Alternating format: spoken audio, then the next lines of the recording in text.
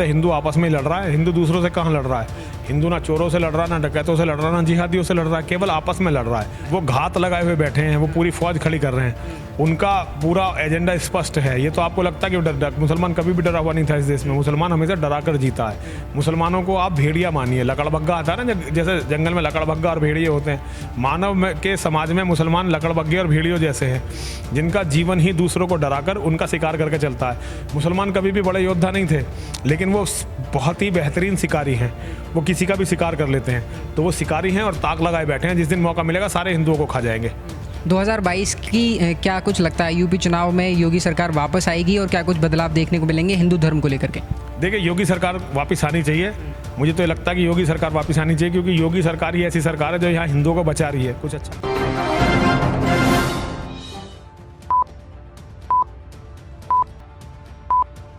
नमस्कार, मेरा नाम है उत्कर्ष गुप्ता और आप मेरे साथ देख रहे हैं क्राइम वीक न्यूज़। अभी हमारे साथ एक ऐसी शख्सियत बैठी हुई है जिसको आप बखूबी जानते हैं, क्योंकि हमेशा से ही चर्चा में रहे हैं अपने बयानों को लेकर, अपनी बातों को लेकर और सनातन धर्म को लेकर तो हमेशा से ही जाने जाते रहे हैं। हमारे साथ मौजूद हैं यति नरसिंहानंद सरस्वती जी, जो कि डासना मंदिर पर रहते हैं। आज उन्हीं से बातचीत करने के लिए हम आए हुए हैं। खास बातचीत करेंगे, हिंदुत्व को लेकर जुड़े हुए सवाल पूछेंगे, वर्तमान की राजनीति, वर्तमान की भाजपा सरकार और हिंदुत्व के एजेंटों को लेकर, हिंदू राष्ट्र को लेकर, गौरक्षा को लेकर के कुछ बातचीत करने की कोशिश करेंगे। आपका बहुत बहुत स्वागत है। सबसे पहले मेरा सवाल जो होगा वो गौरक्षा को लेकर के होगा, क्योंकि जिस तरीके से योगी सरकार जब आई थी सत्ता में तो बहुत तेज़ी से कदम उठाए गए थे गौरक्षा के लिए, गौशालाएं बनाई गई थी, लेकिन वो सारी चीज़ें अब धरातल पर क्यों नहीं दिखाई दे रही? देखिए, गौरक्षा तब तक संभव नहीं होगी जब तक इस धरती पर गाय को खाने वाले रहेंगे, तब तक गौरक्षा संभव नहीं होगी। गौशाला बनाने से काम नहीं चलेगा। वो तो चोर हैं, वो तो गाय चुरा लेते हैं। गौशाला बना के योगी जी से रोक नहीं सकते। योगी जी ने गलत स्टेप उठाया।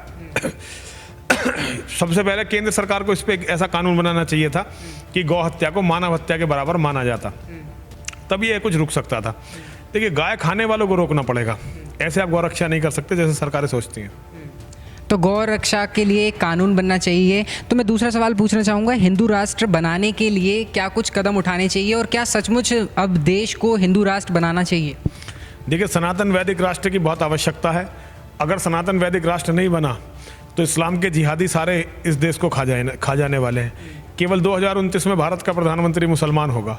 एक बार भारत का प्रधानमंत्री मुसलमान हुआ तो अगले केवल 20 सालों में 50% हिंदू धर्म परिवर्तन कर लेंगे, 40% हिंदुओं का कत्ल हो जाएगा और 10% हिंदू जो बचेंगे वो कहीं रिफ्यूजी कैंपों में या विदेशों में रहेंगे, जो धीरे धीरे वो भी खत्म हो जाएंगे। ना एक मठ बचेगा, ना एक मंदिर बचेगा, ना कुछ भी नहीं बचने वाला सनातन का। सनातन खत्म हो जाएगा।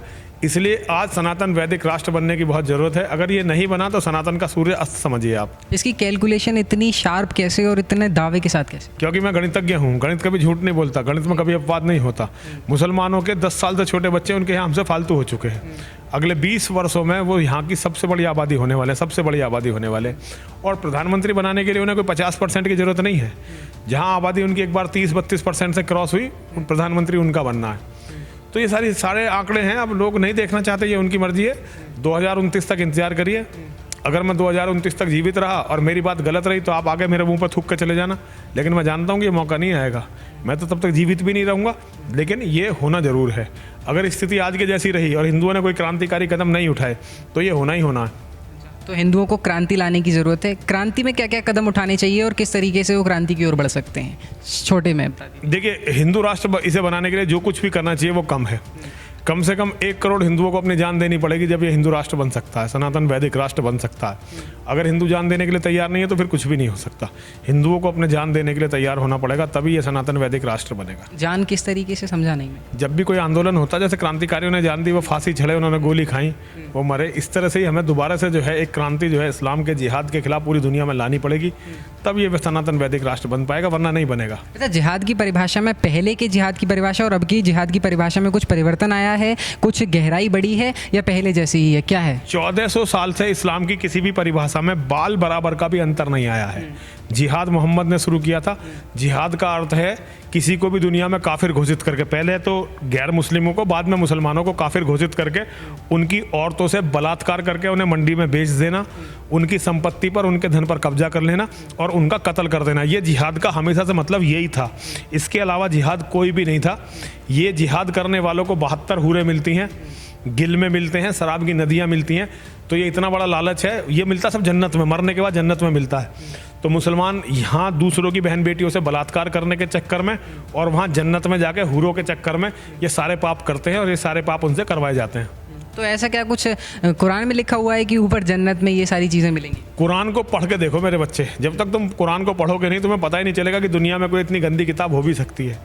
कुरान को पढ़िए, कुरान के बाद फिर हदीसों को पढ़िए, फिर मोहम्मद के जीवन का पूरा अध्ययन करिए, तब आपको पता चलेगा कि ये गंदगी दुनिया में आई कहाँ से। अच्छा, हिंदुत्व को लेकर के आज हिंदुओं के युवाओं की अगर मैं बात करूं तो इतनी उत्तेजना है और इतना उत्साह जो दिखता है वो ऐसा नहीं लगता कि कहीं ना कहीं वो नकारात्मक अगर रूप ले ले तो बहुत बड़ी दुर्घटना हो सकती है?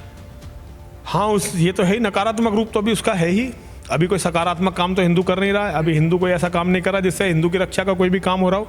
अभी केवल हिंदू जो है नेताओं के नारे लगा रहा है और राजनीति में अपना घर बनाने की कोशिश कर रहा, वरना अभी हिंदू की ऊर्जा का कोई भी सकारात्मक प्रयोग अभी तक नहीं हो रहा है। अभी तक जो प्रयोग हो रहा है वो नकारात्मक ही हो रहा है और ये विनाश की तरफ ले जा रहा है।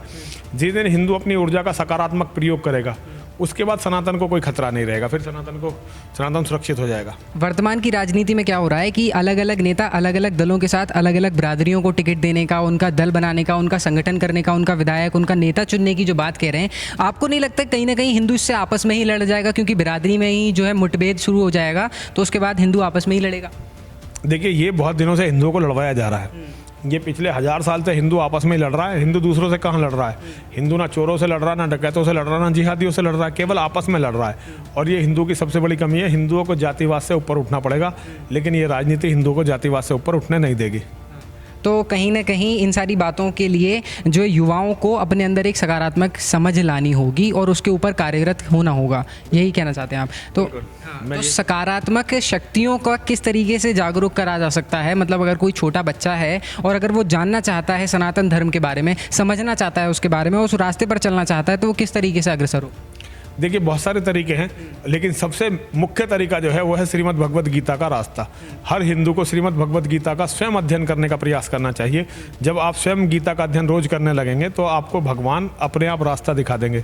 श्रीमद् भगवद गीता का अध्ययन करने वाले, उसका अध्यापन करने वाले, उसका प्रचार करने वाले, उसका प्रसार करने वाले कभी भी कन्फ्यूज़ नहीं होते, और जब वो कन्फ्यूज़ नहीं होते तो अपना रास्ता पा लेते हैं। हिंदुओं की सबसे बड़ी कमी है कि वो गीता नहीं पढ़ते।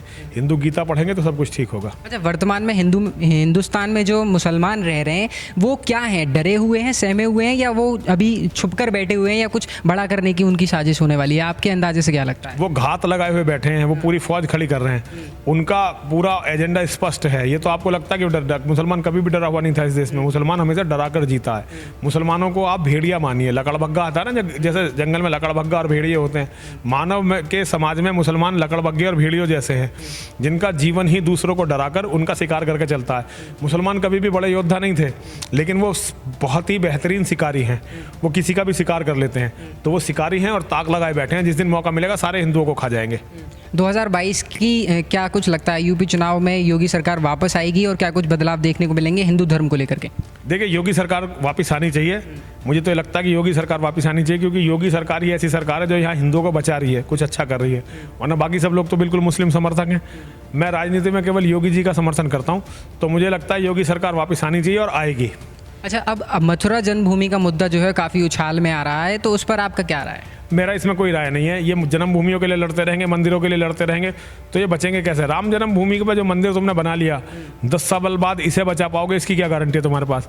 मुसलमानों की जिस तरह जनसंख्या बढ़ रही है, तुम राम जन्मभूमि का मंदिर नहीं बचा पाओगे। ये तो कृष्ण जन्मभूमि की तो बहुत बेकार की बातें हैं। चलिए ठीक है, तो बहुत बहुत धन्यवाद अपना बेशकीमती समय हमारे साथ देने के लिए। तो आपने सुना और जाना क्या कुछ उनकी राय थी, क्या कुछ उनकी मंत्रणा थी, और सरकार के बारे में भी स्पष्ट कर दिया है, राजनीति के बारे में भी स्पष्ट कर दिया है कि 2022 में योगी सरकार वापस आनी चाहिए, तभी कुछ सराहनीय कदम उठाए जा सकते हैं। कैमरा पर्सन मोहित गोस्वामी के साथ Utkarsh Gupta, crime week news, Dasna.